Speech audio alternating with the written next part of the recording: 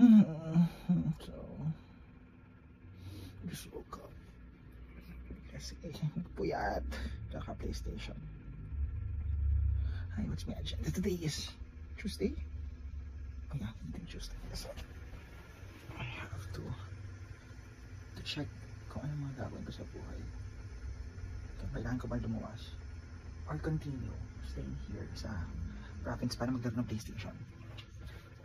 Kasi, ang cute yung unit plus the TV and I have to check. Yes, nag-charge na. So, pwede na ulit. Okay. Wala si Nanay Boss. So, ayan. Ako makalim-lima. Check ko na save yung game ko. At yun ang pinagkakaabalahan ko ngayon while I'm here. So, sa halip na magbasa-basa ng libro, wala. Nag-ano ako. Nag-heal ako ng high school heart ko. Kasi, pinagbabawalan ako sobra mag-PlayStation nung bata ako. Dahil napapabayaan ko pag-aaral ko. Eh, ang galing-galing ko pa naman noon sa Final Fantasy 7 Char. Saka sa Legend of Legaia. Tama. Okay, na-save siya. Perfect! Check ko anong pagkain sa labas. Pero yung tita ko naman ay pinakain naman na siguro ng caregiver kasi pinapakain siya ng umaga sa lunch and all. So let's check. Finally got my sorcerer. Sorceress? Ay, maganda. Ah, ganon. Tama! Yes! Ay! Okay pang close attack. Talagang range attack lang siya. Hindi kalaban pala. Okay, so hello. It's a day in the life of probinsya kid. So third day ko na dito sa province and now about to go to the groceries to buy some bread. So, from Baguio dito ako dumiretso sa probinsya para refresh and recharge. It's my third day. So 14, 15, 16, 17. So it's my second day of fasting. So kape lang talaga. And I think medyo okay naman ang resulta. I could see my V-line. Kaya nagpapaflat yung chan. But today I need to eat para naman hindi ako maging malnourished. So, ng isang araw, nag-noodles naman ako. So, yun lang. No rice, 1 meal a day. But now, magbre-bread ako. And coffee and green tea. So, usually, yun lang naman ako. Tinitila ko kapag naka-diet. Yan lang talaga. Hot drinks. And then, no rice. Maglalakad muna ako. Kasi, wala talaga mga tindahan dito sa lugar namin. At yung stocks ko, ay ubos na. So, I need to replenish. Bukas na luluwas ng Manila. So ngayon, ang ginagawa ko lang ay puro PlayStation. Tapos the last 2 weeks saka ako magbabasa ng cream. Pero ngayon, sinusulit ko ang buhay bakasyonista. Dahil masaya sa probinsya. Simple. Kahit alas 2 ako gigising. Actually, kakagising ko ng kanina mga 2 o'clock na ba? 3:30 na ba? Or more than 4. So yun ang ginawa ko. Kape, tapos diretso PlayStation. And then na-realize ko, kailangan ko palang kumain. So, kaya ayan. So ayan, medyo umunlad na may barangay namin. Meron ng Alphamart. Pero like 5 minutes walk. Yeah, from my place. Pero magbubukas yung O-Mart malapit sa amin. So yun. Sobrang walking distance lang. Parang 2 houses away lang sa amin. So ngayon, ang nabili ko ay dinadaanan akong bakery. Bumili ako ng Spanish. Kasi kung luluwas naman ako bukas, hindi na kailangan ng white bread. Siyempre hindi uso dito yung mga wheat bread. So hindi ka din makakapag-diet. So ano pa rin, white starch pa rin. So ang nabili ko na lang ay syempre dahil love na love ko ang kopya. So cheat meal ko kopya. Tapos nag-tap akong bumili ng ice cream. Pero ito yung Magnum 80 tapos yung Selecta na Almond 55. Ibili ko na lang siya ng itlog. Ayan pala. Pagbilan ko itlog, magkano itlog? 6. So, ibili ko na lang yung pambili ng ice cream, ang itlog na puti. So, mas healthy pa. Mas maraming sugar. Tigil yung sugar. So, high protein diet pa rin tayo. Ayan, look what I found! Meron siyang saging na sabaw. So, bumili ka ng kanin. Ano po gagawin? So, yun ang nakakatawa naman. Meron ditong mga tindahan ng mga simpleng bagay lang naman. Mga, hindi tayo papatawag dito, pero along the road naman, pag naglakad ka, makakapili ka na ng isda, ng manok, or hotdog. Pero dahil healthy nga tayo, pag may nilalagang, saging na saba. Thank you po ate. Plus, ilagang itlog. And then, pag nagutom talaga ako ng bongga, saka ako kakainin yung Spanish bread. So, parang continue diet pa rin nakatuloy. Kaya ko ba? Basta may kape, laban. So yes, eto na yung Omart na malapit na magbukas in 2 weeks time. Malapit lang sa atin. So sana 24 hours siya. So, baka ganahin na akong umuwi dito sa barrio namin kapag naging maayos-ayos to. So ayan, from that establishment, isang bahay, dalawang bahay or kalahati. Tapos, yun na yung sa amin. So mga 30 seconds walk na. Yep. Kung marunong na ako magmotor, hindi ako mamamumblema sa buhay. Pero, tamad tayo. Pag naman umulan. So ayan, success ako sa pamimili ko ng pagkain. Mabubuhay na ako hanggang mamayang gabi. Pero dahil 3 araw na ako dito, na simple living, I'm bored. So, I'm planning to go to Manila. Pero wala naman talaga akong dapat gawin sa Manila. Gusto ko lang kumain, maglakwatsa. But I don't know. Kasi yun ang problema. Pag nasa province, lalo na sa simpleng-simpleng lugar namin, pag gusto mong gumastos, wala kang mapupuntahan masyado. Or puro yun na lang kung yung mga local lang na kainan dito. But masaya naman kasi iwas ka nga sa gastos. Pero pag na-board ka na, ang sekreto lang, hindi ka maboboard kapag lagi mo kasama yung mga tropa mo. Ang problema, busy lang mo mga friends mo na dito. Like, walang nag-aaya. Or yun nga, mag-aaya sila. Inuman, ayoko na nga umiinom. So ngayon, what I'll do is prepare my 4:55. Gumising ako parang 2 o'clock kasi natulog ako ng 5 AM or 6 AM. Breakfast naman kita ko. Kopya. Wala, nagpuyat lang ako kaka-PlayStation. And then syempre, yung Spanish bread. Pag nagutom ako mamaya, siguro midnight na ako. But for now, maglalaga ako ng saging na saba. Ito na din papakain ko sa tita ko. Plus nilagang itlog. Kasi yun naman ang staple ng tita for her protein. Nilagang itlog na merong ensure. Tapos nilalagyan siya ng kanin. So ang kailangan ko ay, so ilan kakainin ko ngayon? 2. Tapos pwedeng mamayang gabi or bukas. Sige, ilalaga ko na yung 6. Ay pa! The itlog would be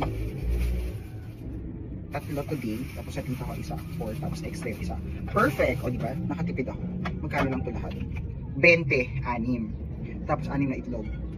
80 pesos. So kung ilang pagkain ko in a day, plus Spanish bread 6 isa, 80 plus 4, 104. Tapos may palaman ako sa tinapay.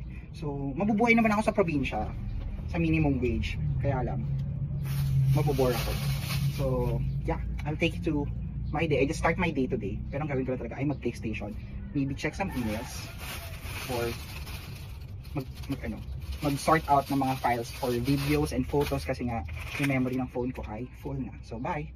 So trabaho tamad ako. Ayun yung eggs. Tapos sinugasin ko yung pati kabat. Saging na saba. I'll just time it for 6 minutes. Feel ko ma-over ko yung saging saba pero dead man na. Then let's check my tita. Check ko pala muna yung ref ko anong laman. So, diba? Nagre-ref pa. Wala. Palaman etong palaman ko sa tinapay na kapag gusto ko ng emergency food and snack, chicken spread. At tapos yung caregiver ay meron jam kahapon. Tinikman ko for my sugar. O diba puro water lang. Kasi nga yung food naman dito ay dinadala na lang ng kapitbahay para hindi na magluluto yung caregiver. Tsaka yung tita ko na iniwanan ko. Ay! Gising na siya. Hi Ninang! How are you? Giniginaw ka? Maginaw ba? Gusto mo patayin ko yung aircon? Papatayin ko muna? Giniginaw siya. O diba? So ayun lang ginawa ko. Naglalaro for 10 hours na. Napaputol-putol. And then maglalaro ulit ako today while katabi ko ang tita ko kasi yun na lang ang ambag ko sa tita ko. Diba? I love you! Masaya ka ba na nandito ako? Paglalaga kita ng itlog saka saging na saba. Kakainin mo. Saka ensure. Okay? So maganda naman dito pag umuwi ako sa probinsya ay nakakapag-rest day yung caregiver kasi full time siya. Tapos yun, natutulog siya sa gabi sa kanila. Tapos sabi niya nagpapagawa siya ng kulungan ng baboy. So let's check my... diba? Hindi kasi conducive ang style nito kasi rest house lang to. Hindi naman talaga siya dapat bahay. So, pero dahil nga unexpectedly na umuwi ang tita ko, wala naman talaga nang dapat nakatira dito dahil ako naman ay independent living. So, yan. Ang sikip ng gamit. So, kubo lang talaga to na kapag nag-aani sa bukid. And for me, may agenda and check emails, work. Hopia, oh my gosh, I love Hopia, my favorite. Okay, so let's check my nilagang saging. Ay, hindi ko alam bakit nagre-red ang water niya. So, ayun na siya, 6. Tapos, ang itlog ay, itlog. So,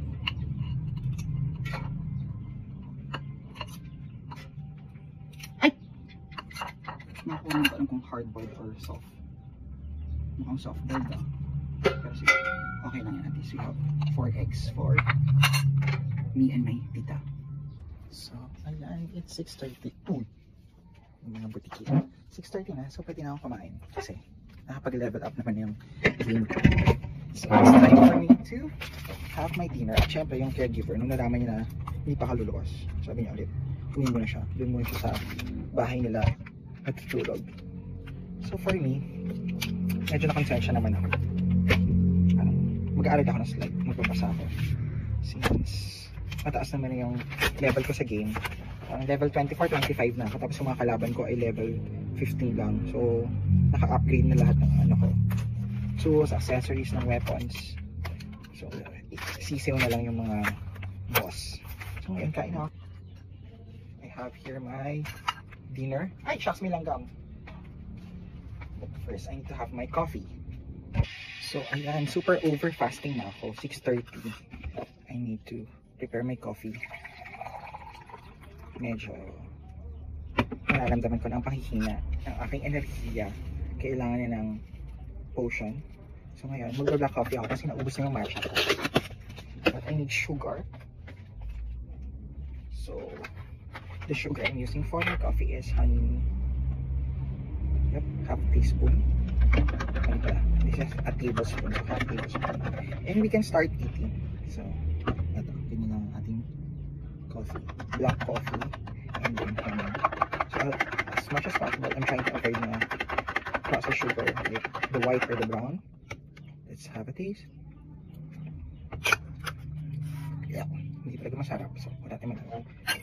So, today, magtatatlong itlog ako for the protein. Kasi nga, hindi naman ako kumain kanina. Tapos kagabi, instant noodle lang with 2 egg and kape the whole day. So, let's pray. Thank you Lord for this food. Bless us all our needs and give us what we need from the mouth. True Christ our Lord. So, parang 6 minutes. So, hindi naman siya ganun ka-hard boil. I think. No? Tatlong itlog, tatlong saging na sabaw. Ang bawing ng gutom. So, let's check. Sana matamis siya. If there's kamote, nagkakamote din ako. But walang kamote. Okay, mukhang mabango. Mukha siyang sweet. And it is sweet, winner. Tapos, after ng coffee, mga 2 baso pang tubig para mabusog talaga ako. So, ngayon, ang gagawin ko. Alam ko na. Manood akong Grey's Anatomy while eating. So, yeah, that's it. Hindi pa talaga nag-start yung day ko. Parang ngayon pa lang. Tapos, magbasa ako sa internet ng mga code lang ng cream para masabi ka naman productive. Kasi nakaka-konsensya. Wala akong ginagawa today. So, I decided, bukas na talaga ako pumunta Manila. Para lang, I think maghakat ng gamit. Tapos, uwi na naman ng, uy, o ano. Meron kami meet ng Saturday. So, pwede pala akong Thursday na lang lumabas. Skip ko today. Or even Friday. Tapos gawa na lang lakad bukas dito. Kasi, sayang yung pamasahe, plus na biyahe. Tapos wala din mong gagawin sa condo. Kung gusto ko lang naman gumastos, hindi sa Sabado ko na lang, i-splurge ko lahat. Depende sa mood ko. Depende sa mababasa ko ng mga emails at review. But anyway, yep, I need to catch up with my Grey's Anatomy. Bye! Okay, so para mas ganahan ako, aralin ko yung schedule na available sa aming school. Ano ba?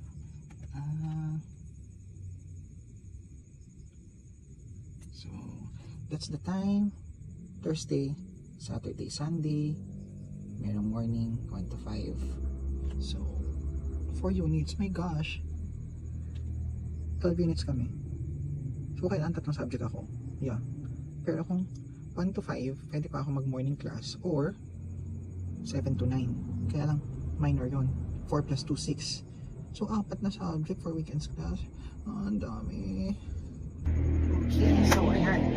To pump or motivation, naligo na ako para fresh at mabango habang nag-aaral. And na-realize ko, idire-diretso ko na. Kung magpupuyat at mag-aaral naman ako. So now what I'm gonna do is my skincare. So may hack ako dito. So nagsasali-sili peel ako, but do DIY. So I have this 10 gram. Sa akin ang ratio ko is 1 salicylic to 2 water. So ginagawa ko siya like every 2 days kasi it helps with the turnaround of your skin. Nakakatawa siya magbalat and siya sa blackhead. So dito cotton ball. So this is your ratio. So careful lang kasi nakaka-burn ng skin yung salicylic acid. But for me, from experiment and from research, that's what tapos magiging para siyang milky. Kung may distilled water, use distilled water. Pero since nasa probinsya naman ako, mga DIY na yung ginagawa ko dito plus yung mga mumurahin lang. Kasi yung talagang gamit ko sa skin ay nasa Manila. And for me, it works for your basic toner. Tsaka hindi siya expensive. Tapos it's good pa with mga I think fungi and all. So for me, so for me, bababad ko lang siya ng slight. So basta mahalaga hindi siya dapat sting. Pero nung nag-experiment ako, nasobrahan ko kasi hindi ako marunong magtimpla. So nag-back. Pero sa akin okay lang. And then after that, I also use it sa aking neck. And I realized kasi, well, looking at my pictures sa laptop, yung mga last breakout ko, parang 2018, 2019. So, alam ko itong mga tagyawat kasi nga, hindi pa ako particular nun sa skincare. Although nagpapa-facial naman ako. Pero like, yung mga products to support yung good skin. And I would say na, I'm happy with the skin I'm in now. Ilang mga discolorations minsan kasi meron akong pekas kaka-bilad ko sa araw plus yun nga para siya sa sunblock hindi sa so it's very important sunblock. So ako ang gusto lang dito for the nose para yung mga whiteheads and blackheads. So yan, meron siyang konting sting pero tolerable sa akin yan. Okay sa akin yung 1:2 na ratio plus I do it lang naman twice a week saka pag nandito ako sa province kasi ibang toner naman yung gamit ko pag nandun ako sa Manila. And then, to finish that, I'm gonna wipe the excess with damp na pinto. Pero, patray lang. Yep. And then, I'm not sure kung tama yung gagawin ko. Kasi mayroon akong PDT na machine dito. So, mag-PDT ako. So ngayon, since nakaka-dry ng salicylic acid, so ayan, 5 to 10 seconds. I realize na hindi naman siya vanity. Alam kong masama yung pagiging sobrang vain. But it's for your confidence kasi, di ba? Marami ka nang iniisip sa buhay. Yung mga magiging kalaban mo, hahanapan ka ng butas. So I'm using this is tomato serum. So yung mga kalaban mo, huwag mo nang bigyan pa ng ibang reason para i-bully ka or maka-apekto sa confidence mo. So for me, one of that is having a great skin kasi you'll be confident na sa akin, pag malinis tingnan, magandang lagay ng makeup, foundation, so yung coverage mo, diba? Mas magiging presentable ka, especially sa picture. So it adds up on your confidence na hindi ka na problema with your pekas, with your scars, with your tagyawat and all. So saan ito pa?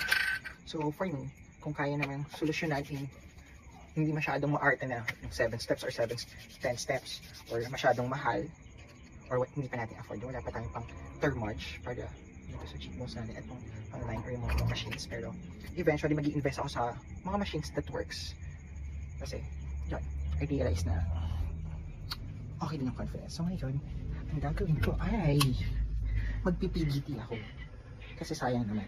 So etong machine na to, this one This one, I got it 2018 or 19. At binuksan ko lang siya nitong 2024. Diba? Kasi nga, medyo mahal siya. Plus, nag-abroad ako eh. So, naiwan siya. And ngayon, nagamit ko siya dun sa bed sore ng tita ko. So, yung blue light, nakaka-dry siya and antibacterial. So, it has red, blue, and green. So, there. What I need is red para sa skin. Tapos, kailangan mayroon pang protective glasses. Ay, hindi pala. Kaya hindi ko din pala siya nagamit agad-agad kasi I have to order this pa. So, ganyan. And then, wait lang. Mga 15 minutes is okay with me. So, tapos yan. Para bago ako mag-review, maganda ang skin. Discard na lang. Oops! Hindi ka siya. Tapos, para ka nasa over. Bye! Atan. Hindi ko kaya masyadong matagal. Nabobore ako, so dapat pala ako. So, hopefully, sana meron siyang maging improvement. Lalo pang ma-clear skin natin. Pero kailangan natin ay maghugis, bigas. Kailangan natin jawline natin para mas maging. I love it! Mainit siya ng slide sa sa off na natin power. Mainit siya ng slide sa face. So, ngayon, ang kailangan nang gawin ay mag-aral. So, ayan. I have to. Meron ako mga extra na gamit dito para anytime kahit nasan ako may access ako. Basta may internet. Problem is, pag marami kang gadget, di ba dapat sina-charge mo siya once in a while or else nasisira siya. So ngayon, eto, siya? Ito yung main lapi ko before. Yan. Nabili ko sa UE. So syempre, ang tagal na nitong hindi na-charge. Kaya, naglolo ko pa siya kasi yung screen niya. So, ayan. Naka-tape na siya. Kasi feeling ko, nabagsak ko siya dati sa airport. Nang wala akong, what do you call that? Yung case. So ngayon, minsan nag-on and off yung screen niya. O yan, katulad yan. O ganyan. Huwag may memory check or whatever. Dating naman, gumagana siya. So dagdag na naman sa pagkakagastusan, kailangan ko itong dalhin sa Pampanga. Kay Sir Rob, na nakikita ko sa TikTok or sa Facebook. O tapos yung binili ko na laptop for law school, sira din. My gosh, kaya na-in-bear na ako. Parang mas okay pa na mag-Apple talaga. So isa kong laptop, yung Asus. Alam mo yung pag hindi ko na siya shutdown mabuti. Bigla siyang parang magre-reboot and all. That's one problem. And then, ang sumunod, hindi na nag-charge. And that's less than a year. Kasi binili ko lang siya nung nag-lai ako kasi bawal ang touchscreen sa lai. So sabi ko, eto na. Magmaganda na ako. So sana pa rin pinamili ko. Nag-Mac na lang ako para at least mas, I don't know, mas madali, mas maganda, mas secured. So maybe I need to upgrade my gadgets. Pero priority muna kung anong mga pagkakagastusan. Enrollment muna. And then depende muna kung ano magiging trabaho ko and salary wise. Because I'm downgrading my lifestyle since babalik ako sa probinsya. Diba all the perks of city living ay mahirap. So yes, medyo mahapde. Pero feeling ko naman effective siya. So for to use it. Ayan na. Tapos ang mahirap pa dito sa probinsya. So kahapon umulan. So yung internet connection, my gosh, ayaw niya talagang bukas. Pinaskin ko pa naman to. Favorite ko to kasi super light. And of course, ayan na. Kung ba siyang HP. Tapos pwede siyang tablet. O yun yung problem. Nag-ano na yung screen. Kasi nga nabagsak. Diba? Mag-open kami mga files ang kailangan dito. Hindi ko na makita yun. O diba? Bigla siyang bumubukas-bukas. Kaya, hindi mo talaga maintindihan. Siguro susunod ko na ma-course ako. IT para naintindihan ko siya. So, installing iTunes, quit. O diba? Ito yung mga problema ko. Nagda-dark siya. Kailangan ko i-move yung screen. O back. Old model na to eh. This is 2013 na laptop. Pero, i7. Kaya ko siya binili. Kaya ko nagustuhan. So, ngayon habang may time, may man naka-open pa pala akong files dito. So, I need to charge. Shucks, ang hirap. Wala pa naman dalang mouse. Kailangan talagang palitan yung panel. LCD ba to? Your device ran into a problem. It needs to restart. Ano ba yung nakaka-hear na? Ang gagawin ko ay magda-download ako ng RPC at walang charge kasi isang linggo na ito nakaiwan dito. At tuloy na ako ng problema ko dito. 0%. Ay, it's 0% charging. Kaya dapat ang mga gadgets once a month sina-charge or else nasisira. Katulad ng mga lumang cellphone. Anyway, ito yung sira ng laptop ko. Para, Sir Rob, ito po yung sira ng laptop ko, ipapagawa ko. So, ayan po, nagda-dark siya. Kasi nga, dun sa screen siya. Tapos, may something like that. Biglang, magda-dark, ayan. So, sa screen siya, I don't know. But, kailangan po maayos to kasi sayang naman yung features. Ayan. So, yan ang ating problema. Hindi ko tuloy magamit at madala kasi bongga to. Sobrang gaan ito. Parang less than 2 kilos or 1.5. So, yun. 11:30 na. As usual, wala akong nagawa kundi mag-download ng PDF. So, right now, ina-archive ko yung mga pinagsama-sama ko yung mga files ko from my different gadgets. So, yung nandun sa laptop na isa, sa mga nandito sa phone, tinatransfer ko dito sa main laptop ko ngayon.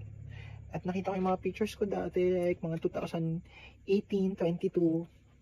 Hindi ko nakilala yung sarili ko. That person is different to who I am now. So, eto ngayon. Ina-upload ko yung mga pagkain, lalo na yung mga food sa UAE before. Tapos yan, may mga nakita pa ako. Nagraramen ako. Kumakain ako ng seafood. Which is ngayon hindi na. Hindi na ako nagpo-pork, hindi na ako nag-seafood from 2019. Kaya these are just but beautiful memories. Naglalaway na lang ako.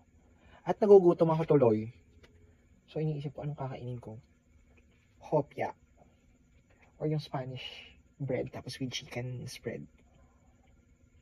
So in-entertain.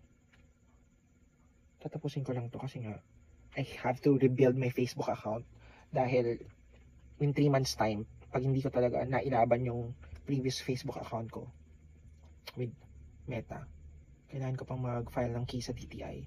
Hindi ko naman babawi. So, ilan yun? 4 na account ko ng mga personal accounts and business accounts. Nandun lahat ng mga iba kong mga uploads, family pictures, friends, contact ko with clients. So, ang sakit sa ulo. So, mas priority ko siyang maayos talaga dahil nakaka-apekto siya sa mental health ko. Hindi ko alam anong problema ni Facebook. So, yung ginagamit ko ngayon ay bagong account. So, I have to establish may profile, may wall, ganyan. Nakakapagod. Ang bagal pa ng internet, ano ba yan? Okay. Wala, I'll give in. Kakain na ako. Okay lang yan. Compare naman sa tinitingnan ko yung picture ko dati. Oh my gosh, ang tawa ako. 62. At least now, I lost weight. So, pwede naman ako kumain from time to time. Pero, syempre, pag marami kang pera nung nasa abroad ka, kain ka lang ng kain. Hindi mo na iniisip yung pag-diet. Sasabihin mo, sa Pilipinas ka eh, hirap na hirap kang bumili ng mga ganyan, tapos doon mura, diba? Yung 300 pesos mo, 500 pesos mo, bongga na, sulit na. Anyway, kakain mo na ako. Bye! Okay, so look, ito ang aking mga pinagkakaabalahan mag-upload. Ano ba kasi itong mga pagkain na to? Nasaan ba? Ayan, look at that naman kasi! Like, ano bang na-miss ko? Oh my gosh, ito. I mean, kaya kong ubusin ng isang bandihado na yan. And for like what? 15 dirhams times 15. So that's like 275, 250. So look at that with all the sauce and mga sides and all. So I think kasama ko dito yung friend ko na si Lisel. Kami mahilig yan. This is chicken. Diba ang sarap? Tapos dito order mo yan 700, 800. So ayun na nga. Hindi ko kinaya temptation. Dahil kabe-browse ko ng mga pictures ng pagkain. Nagutom tuloy ako. Dapat pala natulog na lang ako. Pero magpapuyat naman ako. Tapos ang tagal pong mag-upload. So I'll be having my Spanish bread. Pero lalagyan ko ng chicken spread. So ayun na nga, anong realization for today's video? Walang nangyari. Puro ako pag-reminisce. Wishful thinking. Ako, yung buhay ko before, kung hindi ako nag-law school, ang saya. Pero, ay masaya na maraming gala, maraming pera. Kung saan saan napupunta, kung ano naman kinakain, hindi mo iniisip yung gastos because, you're rewarding yourself. Pero ngayon, bago kang gumastos sa law school, isipin mo, deserve ko ba to? Parang, pag success ka sa recit or sa exam, or pag depressed ka, nun mo lang isa-celebrate na ka lang gagastos, pero isipin mo, pambayad ng tuition, pambili ng libro. ano, ang mahal ng bilihin dito sa Pilipinas, my gosh. Sa pagkain pa lang, mga gadgets. So looking back, lahat ng mga gadgets ko, dun ko binili. Sobrang mura. Tapos even yung mga open box, okay, mga second hand, you can buy it like a fraction of one half or up to 70 off. Kasi ganun sila mga arte na parang hindi lang nila gusto yung color or nabuksan lang nila tapos nag-change mind sila, pwede nilang ibenta yun. So yun. So most of my clothes na ginagamit ko for work, mga long sleeves ko, pants, sapatos, may relo, gadgets, ayan, ay galing doon. So kung nagtuloy pa rin ako sa UAE, yeah, sobrang comfortable lalo na nung na-promote ako. Kaya lang, yun nga, nakita ko dito yung kwarto na dapat i-rent ko. So the main reason ba't hindi ako nag-renew ng contract, kasi kulang na 500 dirhams yung increase. Because the place that I'm going to rent, that's 1,500. So mga nasa 21,000 yon per month, kwarto lang. Eh, ang binigay lang na room allowance ay, I think, 1,000 ba? Yeah. So, okay naman sana kasi in-increase na naman ako ng malaki. Kaya lang, yung, alam yung thinking ko na, hello, syempre yung accommodation ko, pinalilipat niya ako kasi nandun din ako sa parang sobrang layong probinsya before dulo na, malapit na sa Saudi. Tapos ililipat nila ako sa main office, so sa main city. Eh dun sa lumang office namin, ang saya-saya ng buhay ko lang masyadong ginagawa, so may sweldo ako ng nag-encode lang ako sa nagpo-photocopy. Tapos, nung ililipat ako sa main office, takot na takot yung mga tao kumain sa desk or mag-lunch break na lalabas ka pa. So parang nalilipasan ng gutom, tapos ang daming CCTV, tapos nagyoyose pa sa loob yung boss. And then, medyo strict. So parang kami nasa bahay ni kuya, parang, ayoko ng ganitong buhay kahit malaking sweldo, tapos ganyan naman kayo, magkaka-ulcer kayo, or hindi kayo masaya sa work dahil laging nakatingin sa inyo yung boss and all. So sabi ko, it's not worth it. Pero, in a way, petics pa rin yung trabaho ko nun kasi magiging HR assistant ako. So ako yung maghahanap ng mga Filipino nurses na mag-a-apply sa company. Tapos, ang deal pa nun, aside from my basic pay na nag-increase niya, parang almost times 2. Kasi syempre doon, pag wala ka masyadong experience, babarating ka na isa pa yon. Parang kaya nung pala magpasweldo, binarat niyo ako ng una. Doon dapat bawiin nyo. Kasi yung trabaho na in-applyan ko dapat nun, binigay doon sa Indiano. Important may work experience.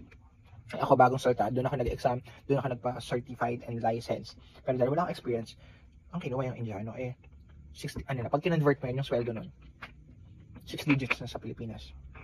Hindi, ang saya sana. Tapos petics, trabaho lang, computer. O, tapos yun na nga. So, kada isang ulo, bibigyan ako ng 1,000 dirham, so nasa 15,000 yun. Or 14, something like that. Eh, ang kailangan namin ng nurse ay 100. So, kung makapag-recruit ako nun. Pero dahil hindi naman nga ako mukhang pera, ayoko lang ng trabaho na aalisin ako dun sa probinsya na kagoods ko na yung mga trabaho dun, yung mga workmates ko. Tapos, ang simple at payapa ng buhay ko. Libre yung bahay. So, lahat ng sweldo dapat diretso. Kung lumipat ako sa main office, yun nga, magbabayad ako ng kwarto. Eh, nanghinayang ko dun. Parang, sayang din yun. Pangbayad ko na rin ng tuition yun kasi during that time, mag-enroll dapat ako ng master in nursing. So, pambayad ka ng tuition. So, ayoko kong isipin. Saka yun lang, pag hindi ka talaga masaya sa workplace mo, hindi for me, hindi matatapatan ng pera dahil pera lang yan eh. At the end of the day, yung mental health mo, ayan, tapos na. Napopost na ng mga pictures. So, look. I'm making my new Facebook account na mukhang active and legit. Ayun nga, parang okay na din yung may social media account ka para din ka nag-update. Para hindi ka na masyadong magkakwento or yung mga bagong tao magkaka-idea about you based on your post. Kasi pwede ka doon mag-comment, palitan nyo ng mga friends nyo. Ay, ako, ganun ako. I check people's social media account for me to know them. So, mahilig akong kumain before. Oh my gosh, ang sarap talaga. Pero ngayon, medyo mapili na ako because I don't want to go back to the weight that I used to nung nasa abroad ako. Parang umabot ako. I'm not sure kung nag-65 ako. Pero I think my average was 62-63. Tapos yung waistline ko, yun ang pinangangalagaan ko kasi all my clothes are small or extra small. Tapos yung waistline ko, nahirapan akong huminga kapag syempre ipet. So, ayan. So ngayon, ito na naman ako, back to start na naman ako because I'm here na naman sa Bulacan. Na tinanggap ko yung trabaho dito for the longest time na hindi ako nag-abroad o hindi ako nag-apply sa Manila dahil nga alaga ako yung tita ko before. Tumanggap ako ng sobrang baba na trabaho here. Pero dahil masaya kami ng mga tropa ko, nag-stay kami dito. 3 years, 5 years bago sila nag-abroad. Pero kung in-increasean kami nun, hindi kami like, katulad nyo yun, kaya naman pala nilang pasweldohin. So, ano yung sweldo sa Manila, sa hospital. Eh, di sana hindi kami naglayasan. Sana sama-sama pa rin kami. Sana, gabi-gabi kami magkakasama. Wala na, namimiss ko lang talaga yung mga friends ko. Kasi karamihan sa kanila ay OFW na. Wala na ako naiwan dito. Or kung may mga naiwan man dito, iba-iba na rin kami ng trip sa buhay. Hindi na nila ako maaya sa mga galaan na, I would say, walang masyadong saysay. Tapos ngayon nga, sober na ako. Bah, alcohol. Hindi na ako, ayoko na uminom. Hindi tayo sure. Pero, yun ang target na ngayon. Health, lifestyle check. Tapos, iwas bisyo, magseryoso sa pag-aaral. So, since upload ko na siya, at pagkain lang naman to, pwede ko na siyang burahin para mag-save ng space. So, yun lang. Balik na naman ako sa pag-PlayStation mamaya. Tapusin ko lang yung pag-transfer ng mga files, which is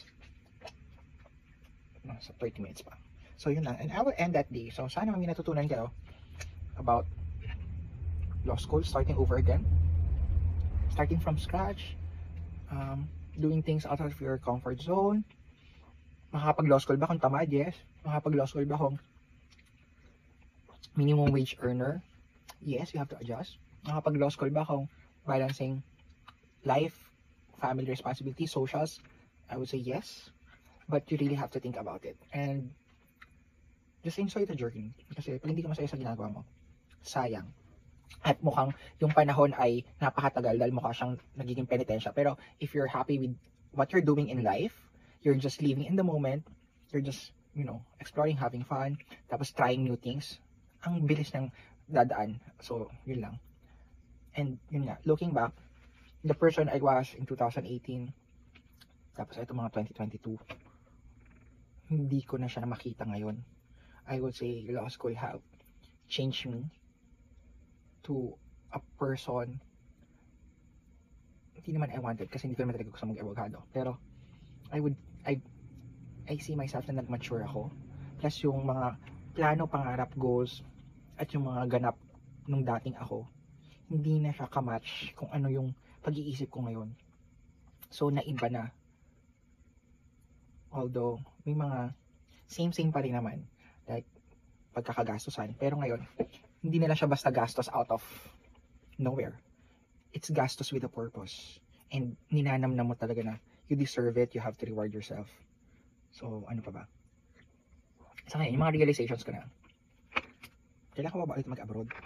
Kung maging successful naman ako sa Pilipinas, bakit ka mag-abroad? Although masarap mag-shopping, yung pagtira doon, pwede mo naman siyang gawin as turista. So, matalas ka mag-travel. Yun naman din ako, travel. Pero ngayong naglo-law school ako, hindi ako mga-travel.